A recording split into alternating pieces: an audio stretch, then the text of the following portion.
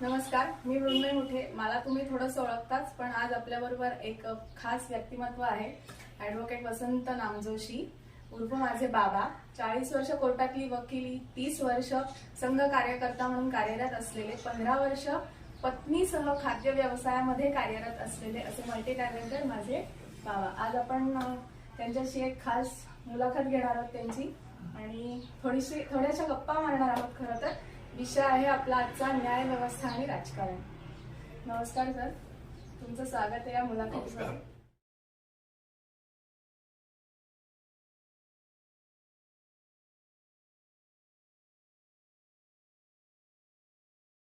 तर न्याय व्यवस्था आणि राजकारण हा मुद्दा खरं तर मी एका विशिष्ट अँगलने घेतला होता. तसं बघायला गेलं तर न्याय व्यवस्था आणि राजकारण ह्याची आज सध्या असं ते गो हँड इन हँड असं म्हणलं जात आहे. मोदी सरकार आल्यापासून त्याच्याबद्दल फारच चर्चा चालू आहे, म्हणून आपला हा खास आजचा मुद्दा आहे न्याय व्यवस्था आणि राजकारण. माझा पहिला प्रश्न असा आहे की संविधानामध्ये डॉक्ट्रिन आहे एक सेपरेशन ऑफ पॉवर असं. लॉ स्टुडंट्सला पहिल्यापासूनच असं सांगितलं जातं की सेपरेशन ऑफ पॉवर्स हे खूप महत्वाचे आहेत. लेजिस्लेचर, एक्झिक्युटिव्ह आणि ज्युडिशियरी हे 3 वेगळे ऑर्गन्स आहेत आणि त्यांना सेपरेट ठेवणंच महत्वाचं आहे. तर हे पुस्तकामध्ये मांडणं आणि प्रत्यक्षात असणं ह्यामध्ये फरक आहे.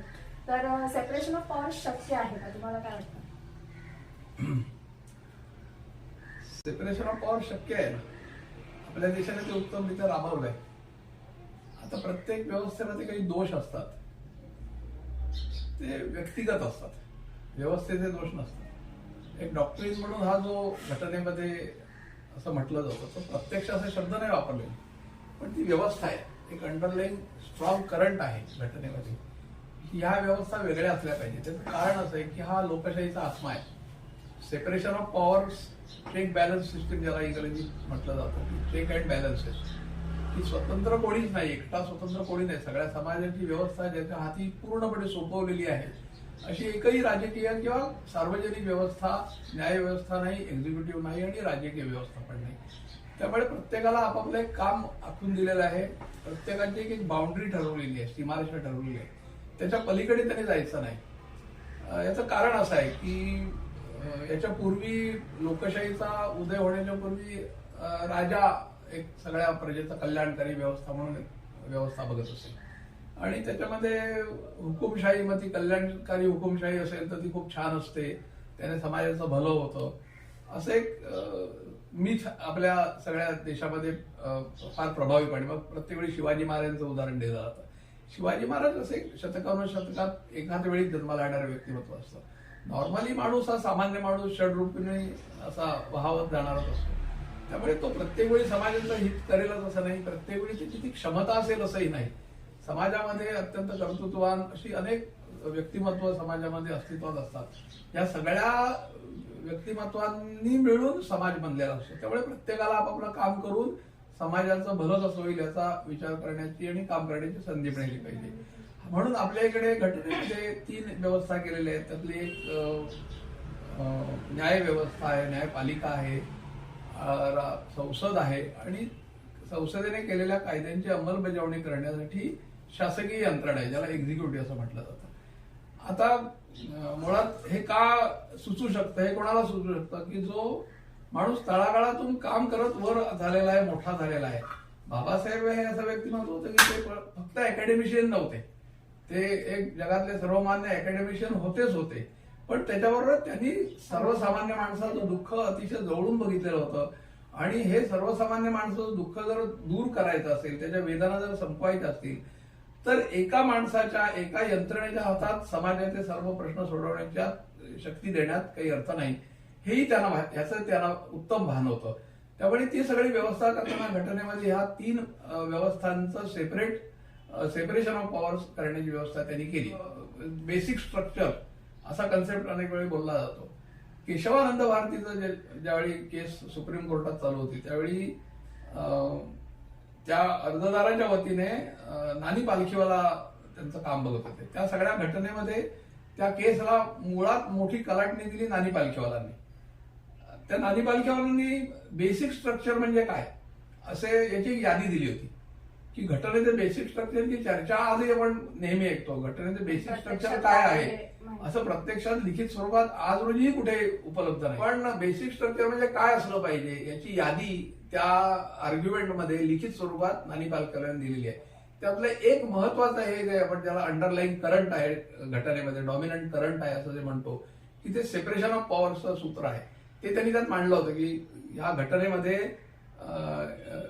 जी बेसिक स्ट्रक्चर आहे ते न्यायाधीश मंडळींनी ठरवावं, आजच ठरवावं. पण 13 न्यायाधीशांच्या बेंच समोर ही केस चालू होती, सगळ्यात मोठा बेंच आहे ते. त्यामुळे त्यांनी ठरवावं म्हणजे तो कायद्याचं स्वरूप त्याला एक प्राप्त होईल असं म्हणून त्यांनी ते मांडलं होतं. पण त्यांनी त्याला हात लावला नाही. पण हे ठामपणे सांगितलं की स्ट्रक्चर बेसिक म्हणजे स्ट्रक्चर असलं पाहिजे. सेपरेशन ऑफ पॉवर्स हे बेसिक पण स्ट्रक्चरमध्ये मोडलं जातं. यातही गंमत अशी आहे की असा मुद्दा ठामपणे मांडणारे नानी पालखीवाला आणि नानी पालखीवाला तरी पण असा ज्यावेळी वाद आपल्या देशात अनेक वेळा असे वाद व्हायचे की श्रेष्ठ कोण, संसद श्रेष्ठ का न्यायपालिका श्रेष्ठ, असा वादही आपल्याकडे अनेक वेळा झालेला आहे. तो ही चर्चा असताना की संसदेमध्ये किंवा घटनेमध्ये असं एक स्ट्रॉंग करंट आहे की सेपरेशन ऑफ पॉवरचं तत्व आहे, तरी सुद्धा अनेक वेळा ह्या दोन महत्वाच्या संस्था एकमेकावर कुरघोडी करताना आपल्याला दिसतात. आणि मग असे मान्यवर विद्वान जे सेपरेशन ऑफ पॉवरचं सूत्र असलं पाहिजे किंवा आपल्या घटनेमध्ये त्या इनरंट आहे असं मांडणारे सुद्धा एकच बाजूकडे उभे राहतात. याचं उत्तम उदाहरण नानी पालखीवर आणि बॅरिस्टर नाथ पै यांचा एक मोठा वाद केसी कॉलेजमध्ये फार वर्षापूर्वी झाला. ज्यावेळी नाथ पै लोकसभेचे एक खासदार होते कोकणातल्या लोकसभा मतदारसंघाचे. आणि नानी पालखीवर वॉज अ व्हेरी एमॅनंट ज्युरिस्ट. म्हणजे ते भारतातल्या घटनेबद्दलच्या अनेक जजमेंट्समध्ये त्यांच्या बुद्धिमत्तेचा हातभार लागलेला आहे. पण त्यांनाही असं वाटायचं की अल्टिमेटली कुठेतरी एक कोणतरी मोठं असलं पाहिजे ना, तर त्यात सुप्रीम कोर्ट म्हणजे न्यायपालिका ही सर्वश्रेष्ठ आहे. आणि असा मोठा वाद केसी कॉलेजमध्ये झाला होता. आणि त्यावेळी नाथपैरी असं जोरकसपणे मांडलं होतं की अल्टिमेटली जर ज्यावेळी ठरवायची वेळ आली की या दोघात श्रेष्ठ कोण आहे, तर संसद श्रेष्ठ आहे. कारण ते कार्यकर्ता होते. नाथपैरी सुद्धा वकील होते, उत्तम नारळावले, ते बॅरिस्टरच होते. पण ते समाजात प्रत्यक्ष काम करणारा, तळागाळात काम करणारा माणूस होता. तळागाळातल्या लोकांच्या दुःखांचं, त्यांच्या अडचणींचं वर सोल्युशन देण्यासाठी संसद ही प्रभावीपणे काम करू शकते. पण लोकशाही यंत्रणा नीट राहायला हवी असेल तर संसदेवर न्यायपालिकेचा अंकुश असला पाहिजे. त्यामुळे अल्टिमेटली काय, त्यामुळे तुमच्या असं एक लक्षात येईल की सुप्रीम कोर्टाने एखादा निर्णय दिला तर त्याच्यावर काही नाही आपल्या देशामध्ये व्यवस्था. पण मग काय व्यवस्था आहे, तर अशी व्यवस्था आहे की सुप्रीम कोर्टाने कायद्याचा एखादा जर अर्थ काढला आणि जर पार्लमेंटच्या असं लक्षात आलं संसदेच्या की हा अडचणीचा विषय आहे, कधी राजकीय अडचणीचा असतो, कधी समाज व्यवस्थेच्या दृष्टीने अडचणीचा असतो, त्यामुळे मग तो कायद्यात बदल करण्याचा अधिकार पण संसदेला आहे. आता परत तो बॉल सुप्रीम कोर्टात जाऊ शकतो की घटना एखादा कायदा केला सरकारने, म्हणजे पार्लमेंटने एखादा कायदा पास केला, तर तो कायदा घटनेला धरून आहे की नाही, घटनेच्या बेसिक स्ट्रक्चरचं उल्लंघन होत नाही ना, हे बघायचा अधिकार परत सुप्रीम कोर्टात आहे. त्यामुळे हा खेळ कधी यांच्या कोर्टात चेंडू आहे, कधी त्यांच्या कोर्टात चेंडू आहे, असं चालत असतो. आता तिसरी जी शाखा आहे त्याचा याच्यामध्ये फार प्रभावी रोल येत नाही. मूलतः वाद ह्या दोन संस्थांमध्येच आपल्याकडे चाललेला असतो, ओढातांडी चाललेली असते. असं म्हणतात की the supreme court has to be independent of the influence of the government. तर आत्ताच्या राजकारणामध्ये असं आहे का, हे पहिल्यापासूनच होतं? म्हणजे की असं म्हणतात की आता मोदी सरकार आल्यानंतर राजकारणाचा न्यायव्यवस्थेवरती जास्त प्रभाव पडलाय. तर हे आता आहे का आधीपासूनच असं म्हटलं जातं? हे माणूस जन्माला आल्यापासून चालू आहे. त्यामुळे हे मोदीमुळे घडलं, इंदिरा गांधीमुळे घडलं, पंडित नेहरूंमुळे घडलं असं काही, हा मनुष्य स्वभाव आहे. शेवटी मनुष्य स्वभाव असा असतो की सगळं आपल्या ताब्यात असलं पाहिजे असा एक स्वभाव असतो. आणि त्यामुळे राजसत्तेला असं वाटत असतं की समाजाचं भलं करण्याचा मोठा ठेका मीच घेतलेला आहे. त्यामुळे मी जे म्हणतो त्याच पद्धतीने कायदे व्हायला पाहिजेत, त्याच पद्धतीने समाज चालायला पाहिजे, म्हणून कायदे केले जातात. सुप्रीम कोर्टाला असं वाटतं की नाही, हे तुम्ही जे करताय ते घटनेला धरून आहे की नाही, आणि अंतिमतः घटना ही समाजाच्या भल्यासाठी करण्यात आलेली आहे. त्यामुळे जर घटनेला धरून नसेल तर ते समाजाला, पण त्याचा अर्थ कोण लावतं, तर त्याचा अर्थही शेवटी लावणारी माणसंच असतात, जिवंत माणसं असतात की जे सर्व इमोशन्स मध्ये असतात, ज्यांना महत्वाकांक्षा असतात, ज्यांना वैयक्तिक राजकीय हितसंबंध पण असतात आणि वैयक्तिक राजकीय मतं पण असतात. त्यामुळे ह्या सगळ्याचा प्रतिबिंब त्यांच्या त्यांच्या कामात घडतं. आता सुप्रीम कोर्टाला कंट्रोल करायचा प्रयत्न होतो की नाही, तर एक फार वेगळं उदाहरण देतो मी की एक बेकेंट म्हणून एक नाटक आपल्याकडे आलं होतं. म्हणजे जेव्हा तर त्या बेकेट नाटकात असं होतं की पूर्वी धर्मसत्ता आणि राजसत्ता असा संघर्ष असायचा. तर जे आज न्यायपालिका काम करते ते पूर्वी धर्मसत्ता करायची. म्हणजे धर्मसत्ता काय करायची, आज घटना आहे, पूर्वी धार्मिक स्क्रिप्चर्स असायची की माणसाचा व्यवहार कसा असला पाहिजे, तर तो धर्माला अनुसरून असला पाहिजे. त्यामुळे मग ख्रिश्चन याच्यात पोपची व्यवस्था असायची, आपल्याकडे पंडितांची व्यवस्था असायची.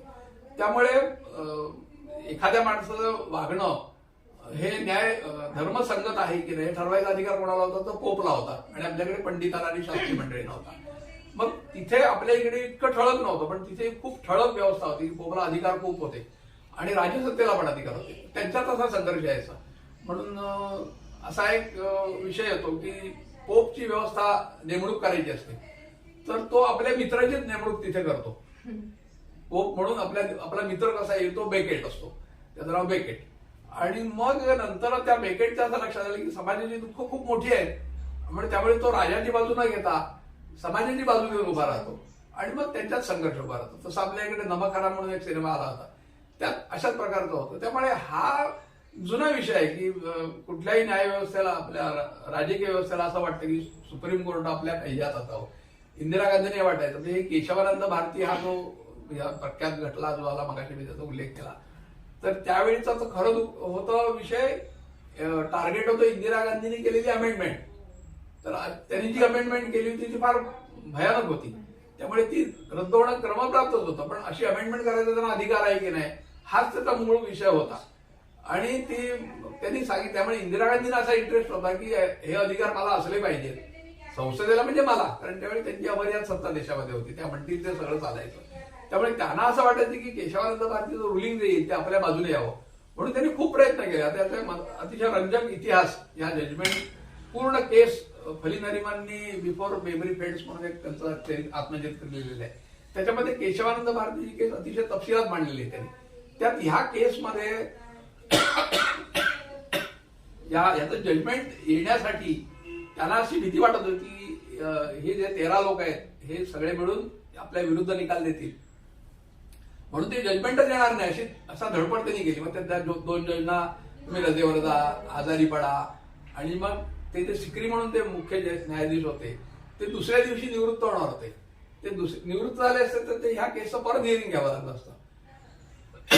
म्हणून त्यांनी असं प्रयत्न केले. त्यामुळे नरेंद्र मोदीच असं नाही, प्रत्येक येणाऱ्या सरकारला न्यायाधीश म्हणून तर त्यांनी न्यायाधीश, त्यांना कॉलेजियम का नको आहे. कॉलेजियमची व्यवस्था अशी आहे की त्याच्यामध्ये सरकारचा हस्तक्षेप नाही, ज्याच्यामध्ये न्यायाधीशांचाच फक्त हे चालतो, अधिकार चालतो. आयडियली बरोबर आहे की अत्यंत तटस्थपणे त्यांनी काम केलं पाहिजे. म्हणजे आता आपल्याकडे कृष्ण अय्यर म्हणून एक जज होऊन गेले, ते ओपनली कम्युनिस्ट पार्टीचे समर्थक होते उघडपणे. त्यामुळे त्यांच्या त्या सगळ्या ह्याच्यामध्ये ते सगळं त्याचं प्रतिबिंब दिसायचं त्यांच्या विचारसरणीचं. म्हणजे PN भगवतीनी PIL पहिल्यांदा भगवती साहेबांनी आणलं, PN भगवती म्हणजे न्यायाधीश होते. आता तेही अशा प्रकारच्या विचारसरणीचे होते. ते न्यायालय म्हणजे फक्त काटेकोरपणे पुस्तकी ज्ञानावर चाललेला असता कामा नये, समाजाच्या अडचणींकडेही त्यांनी लक्ष दिलं पाहिजे. म्हणजे आता त्यांनी जर PIL हा जो विषय आणला ना, तो सरकारच्या अनेक कामात हस्तक्षेप करणारा ठरला नंतर. म्हणजे न्यायालय आता सरकारच्या दैनंदिन कामकाजामध्ये हस्तक्षेप करायला लागले. म्हणजे प्रत्येक कुठलाही कायदा सरकारने केला, आपल्या संसदेने केला, तर तो जोपर्यंत सुप्रीम कोर्टाकडनं त्याला रॅटिफिकेशन मिळत नाही तोपर्यंत तो अंतिम स्वरूपात येतच नाही. आणि नंतर असं 10 वर्ष लक्षात येते की सरकारने कायदा केलाय, त्याचं इंटरप्रिटेशन सुप्रीम कोर्टाने भलतंच काहीतरी केलंय, किंवा सुप्रीम कोर्टाने कायदाच रद्द करून टाकला. मग परत तिथे संघर्ष सुरू होतो. आणि मध्यंतरी मी आता एक लक्षात येईल की आता नवीन जे दुरुस्त झाले 3 कायदे, नवीन कायदे जे आलेत फौजदारीचे, तर त्याच्यामध्ये अडल्टरी त्यांनी परत ऑफेन्स केलाय. जो अडल्टरी हा सुप्रीम कोर्टाने अडल्टरी हा ऑफेन्स नाही म्हणून स्ट्राईक ऑफ केलं. एक वेळा असं दिसतं की लोकांना वाटताना असा संघर्ष वाटतो की, पण इंटेंट अनेक वेळा दोघांचाही चांगला असतो. म्हणजे न्यायाधीशांना एका बाजूने असं वाटत असतं की असं घडू नये, आणि हे घडू नये म्हणून ह्या कायद्याची गरज नाही, किंवा हा असा कायदा व्हायला पाहिजे म्हणून अनेक वेळा ते काम करत असतात. आणि पार्लमेंटमध्ये काम करणारे लोक नाही म्हटलं तरी राजकीय विचारसरणीने प्रभावित असतात. त्यामुळे पॉप्युलिस्ट गोष्टी पण कायद्याच्या स्वरूपात आणल्या जातात की ज्या खऱ्या म्हणजे समाजाच्या अंतिम हिताच्या नाही, पण मला आम्ही असा कायदा केला तर मला पुढच्या निवडणुकीत निवडून देता येईल किंवा मला फॉलोईंग वाढेल देशामध्ये, म्हणून हे सगळं केलं जातं अनेक वेळा. त्यामुळे त्याचेही दुष्परिणाम होतात. मग त्यांनी जे असं चुकीचं वागायला लागले तर कोणाच्या तरी हातात हंटर पाहिजे, म्हणून ती काम सुप्रीम कोर्ट अनेक वेळा उत्तम रीतीने करण्यात आलेलं आहे. जशा यामध्ये केसेस झाल्या की 370 कलम रद्द केलं, किंवा दिल्लीची ही केस झाली की असे कायदे आणले किंवा अशा प्रकारच्या पार्लमेंटच्या विषयांमध्ये हस्तक्षेप करावा म्हणून PIL होतात किंवा त्यांच्या विरुद्ध काही निर्णय दिले जातात किंवा त्यांच्या बाजूने दिले जातात. तर हा हस्तक्षेप म्हणायला हवा का त्यांच्या अधिकार क्षेत्रातले विषय आहेत? आता हे सगळं कसं असतं माहितीये का, की आपल्या अंगावर आलं की ते बरोबर नाही असं वाटायला लागतं. म्हणजे राहुल गांधींनी जो अध्यादेश फाडला होता, खरं तर त्यांनी ते बरोबर काम केलं होतं. की मूळ काय अध्यादेश होता की 2 वर्षानंतर 2 वर्षापेक्षा अधिक शिक्षा झालेल्याला हे केलं होतं त्यांनी की त्याचं हे रद्द होईल. तर ते सगळं माफ करण्यासाठी त्यांनी तो अध्यादेश फाडला होता की असं होऊ नये म्हणून. तर त्यांनी तो फाडला, पण नंतर ते त्यांच्या अंगलटी आलं. त्यामुळे अनेक वेळा असं असतं की आता ज्या सुप्रीम कोर्टाबद्दल सुप्रीम कोर्टाने हस्तक्षेप करू नये, दखल देऊ नये कायदा करण्याच्या यंत्रणेमध्ये असं सांगणारे लोक तिथे आहेत, ते हे विसरतात की मुळात त्यांचं राज्य आलेलं आहे ते केवळ सुप्रीम कोर्टामुळेच आलेलं आहे. म्हणजे एक लक्षात येईल की अनेक स्कॅम्स सुप्रीम कोर्टाने हातात घेतली. म्हणजे कोळसा घोटाळा असू दे, नंतर 2G स्कॅम असू दे, हे सगळ्या ज्या आले ते PIL मुळेच आले ना. हे सगळे लोकांना कळले कधी, ज्यावेळी सुप्रीम कोर्टाने एक इन्क्वायरी कमिटी नेमा म्हणून सांगितलं. हे सगळे कोणी केलं तर सुब्रमण्यम स्वामींनी केलं होतं. जयललिताच्या मागे कोण लागलं, जयललिताला सत्तेवरून कोणी काढलं, सुप्रीम कोर्टाच्या सगळ्या त्या रिट पिटिशनमुळेच या सगळ्या राजकीय बदल झाले. आपल्याला लोकांना 2G स्कॅम कळलंच नसतं, नाही तर सुप्रीम कोर्टाने त्यात दखल घेतली. नंतर कोळसा जे टेंडर्स काढली गेली त्याच्या संदर्भात पिटिशन होतं, PIL होता. आणि त्यामुळे आज जे सत्तेवर आलेले आहेत त्याला प्रमुख कारण सुप्रीम कोर्टाचं आहे. पण आता त्यांच्या असं लक्षात आलं की आता आपल्या विरोधात जातात की काय, म्हणजे राफेलची केस तुम्ही चालवायची नाही किंवा अनेक विषय समलिंगी ह्याच्या संदर्भात जे आलं ते तुम्ही करायचं नाही, ते आमचं काम आहे. काय हे जरी बरोबर असलं तरी मग आपल्याला जे सोयीचं आहे त्यावेळी ते आता उदाहरणार्थ आणखी इलेक्शन कमिशनची ही कोणी करावी, तर हे जर पूर्वी जोपर्यंत काँग्रेसचं गव्हर्नमेंट होतं तोपर्यंत कॉलेजियमला कोणी इतका ठामपणे विरोध केला नाही विरोधी पक्षाने. का नाही विरोध केला? कारण त्यांनाही माहिती होतं की सरकारचा त्यांचा रोल आला तर आता कोणाचं राज्य आणि काँग्रेसचं राज्य आहे, आणि नजीकच्या काळामध्ये काँग्रेसचं राज्य जाण्याची शक्यता मला दिसत नव्हती. आणीबाणी नसते आली तर कधी त्यांचं कोणाचं राज्य अजून 10 वर्ष नसतं आलं, 20 वर्ष नसतं आलं. पण आता ते त्यांना असं वाटायला लागलं की अरे आता आपण सत्तेवर आहोत, मग आता कॉलेजियम अडचणीच आहे, त्यामुळे न्यायाधीशांच्या नियुक्तीमध्ये आपला रोल असला पाहिजे. अशी भूमिका राजकारणी मंडळी नेहमीच प्रत्येक जण आपापल्या सोयीने घेत असतात. त्यामुळे इन्फ्लुएन्स हा प्रत्येकाला असं वाटतंच की आपला इन्फ्लुएन्स असावा. तशी सुप्त महत्वाकांक्षा न्यायाधीश मंडळीलाही असते. त्यामुळे इलेक्शन कमिशनच्या नियुक्तीमध्ये चीफ जस्टिस असावेत असंही जजमेंट दिलं गेलं.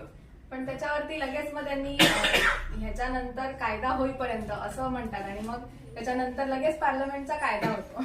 पण कायदा करावा अशी घटनेमध्ये तरतूद व्यवस्था आहे की तुम्ही कायदा करा आणि ती कशी रचना असावी याच्यासाठी कायदा करा, तोपर्यंत राष्ट्रपतींना ते ठरवते, अशी तरतूद आहे घटनेमध्ये. आता जसं की आपली ह्याची ज्ञानवापीची केस झाली, राम जन्मभूमीची केस झाली, एकनाथ शिंदेची केस झाली, या सगळ्यामध्ये भाजपच्या बाजूने म्हणता येईल किंवा हिंदूंच्या बाजूने निर्णय देण्यात आला असं अपोजिशनचं म्हणणं आहे. तर ते इन्फ्लुएन्समुळे होतं का सुप्रीम कोर्टाचे त्या कायद्यामध्ये बसणारे निर्णय होते? कायद्यामध्ये बसणारे निर्णय आहेत ना. एकनाथ शिंदेचं केस राजकीय दृष्ट्या लोकांनाही माहिती आहे की हे कसं काय झालंय सगळं. एकनाथ शिंदे इथून तिथे गेले, ते फार सामाजिक कल्याणासाठी गेले तर नाही, तसं त्यांना राजकीय महत्वाकांक्षा होती, त्यांना काही कबूल केलं असेल म्हणून ते सगळे इतक्या मोठ्या संख्येने अचानक सगळे फुटून तिथे गेले. त्यामुळे पण हे ऑफ द रेकॉर्ड आहे. प्रत्यक्ष न्यायाधीशाला निर्णय करताना कायदा काय सांगतो ही फूट आहे का, त्यामुळे 10th शेड्यूल मध्ये जो कायदा आहे 10th शेड्यूल जे आहे ह्याच्या संबंधात म्हणजे फुटीर आहेत का नाही त्याच्या संदर्भात त्या सगळ्या तरतुदी विचार करूनच ते केलेलं आहे. आता तो अधिकार हे फुटीर आहेत का, ह्यांना अपात्र ठरवायचा की नाही, हा अधिकार सुप्रीम कोर्टाला नाही आहे. त्यामुळे त्यांनी स्वतःकडे घेतला नाही, तो अधिकार अध्यक्षांचा आहे. त्यामुळे अध्यक्ष ठरवतील. उद्या अध्यक्षांनी ठरवलं तर मुळातच बेकायदेशीर आहे का किंवा काहीतरी गडबड आहे का असा जर त्याला ठोस पुरावा मांडता आला कोणाला तरच सुप्रीम कोर्ट यात दखल घेईल. नाही तर सुप्रीम कोर्ट त्यांनी दिलेला अपात्रतेचा निर्णय कायद्याच्या कसोटीवर त्याला निर्णय द्यावा लागेल. यात काही गडबड झाली, घोटाळा झालाय, त्यांचा राग होता या सगळ्या अशा ज्या पद्धतीने फोडाफोडी झाली आणि जी गेली अनेक वर्ष झालोय. कर्नाटकात झाली, आणखीन राजस्थानातही प्रयत्न करून झाला, महाराष्ट्रात झाली. त्यामुळे सगळ्यांना त्या कुठे ईडीचा गैरवापर झाल्याचा आरोप होतो, कुठे पैशाची लालूच दिल्याचा आरोप होतो. त्यामुळे याबद्दल सामान्य माणसालाही राग आहे. म्हणजे असं काही नाही, म्हणजे मोदींचे समर्थक असणाऱ्या माझ्यासारख्या लोकांना सुद्धा या गोष्टीचा राग आहे की ईडीचा नको तेवढा वापर होतो. म्हणजे इंदिरा गांधी सीबीआयचा गैरवापर करतात म्हणून आरडाओरडा व्हायचा किंवा शासकीय यंत्रणांचा गैरवापर इंदिरा गांधींनी खूप मोठ्या प्रमाणावर केला. पण आता हे अजून जास्त होत आहे असं मलाही वाटतं. त्यामुळे ते शेवटी न्यायाधीश सगळे समाज बघतच असतात ना.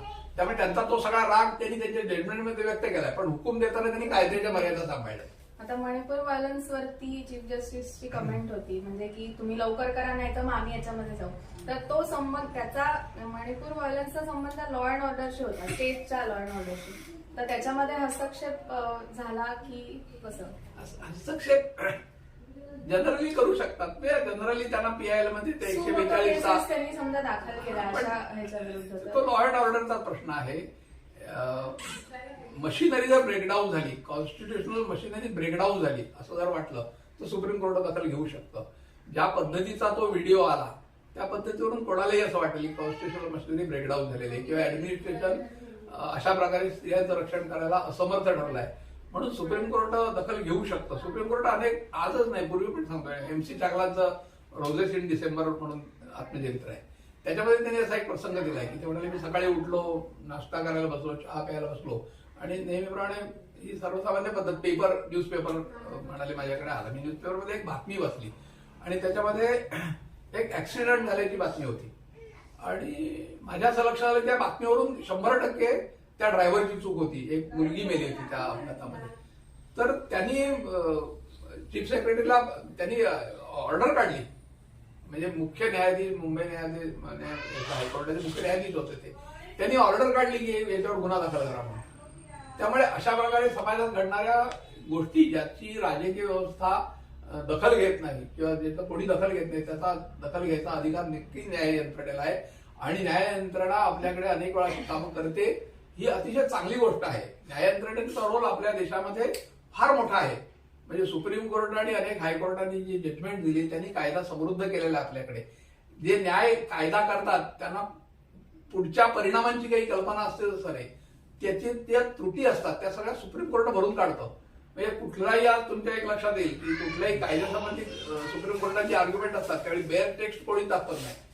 सुप्रीम कोर्टाची आणि हायकोर्टाची जजमेंट्सच दाखवली जातात. त्याचं कारणच नाही की तो परिपूर्ण करायचं काम सुप्रीम कोर्ट करतं. हा त्याचा मोठा रोल ब्रिटिशांच्या काळापासून आणि आजपर्यंत आहे आणि अतिशय समर्थपणे काम करतात.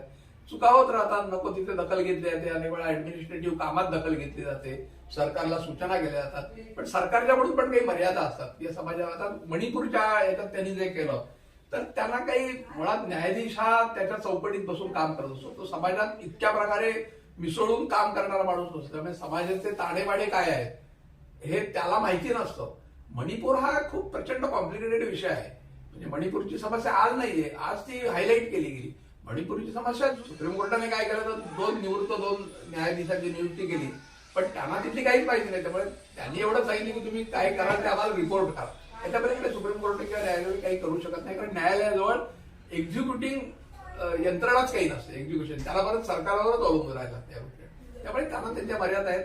पण दखल देतात ती एक चांगली गोष्ट असते की कोणतरी आपल्यावर लक्ष ठेवणार आहे. हा त्यामुळे आय एम देअर असं म्हणून हातात दंडुका घेऊन उभे असतात ते. त्याचा फायदाही समाजाला अनेक वेळा मिळेल. आता शेवटचा प्रश्न असा आहे की कायदा करणारी व्यवस्था आणि आर्टिकल 142 हे आर्टिकल 142 हा एक हातात जास्त अधिकार घेतलेले आहेत सुप्रीम कोर्टाने असं माझं ठाम मत आहे. म्हणजे जो पहिला प्रश्न जो विचारला की सेपरेशन ऑफ पॉवर आहे.